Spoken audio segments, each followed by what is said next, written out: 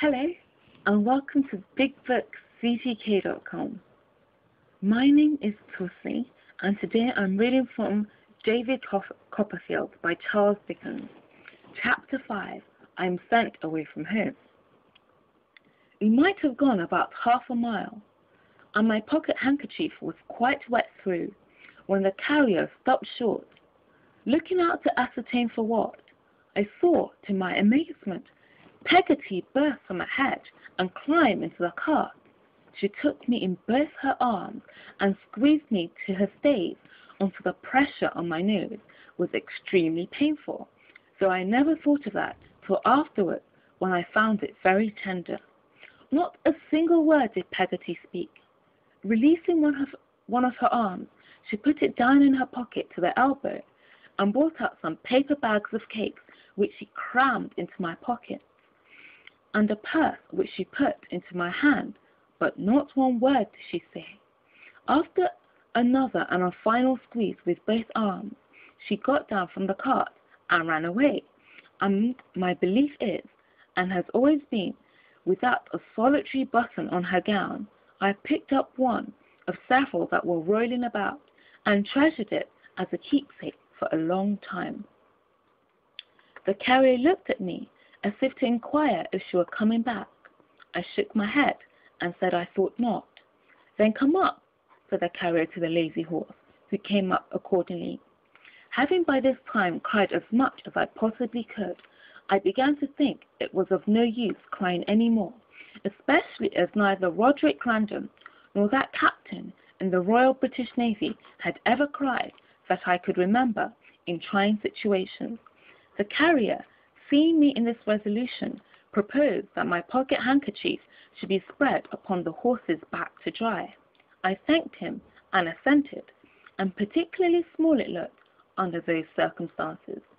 I had now leisure to examine the purse.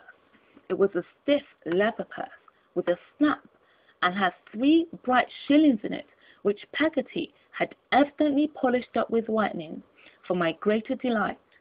But its most precious contents were 2 half-crowns folded together in a bit of paper, on which was written, in my mother's hand, "For Davy, with my love."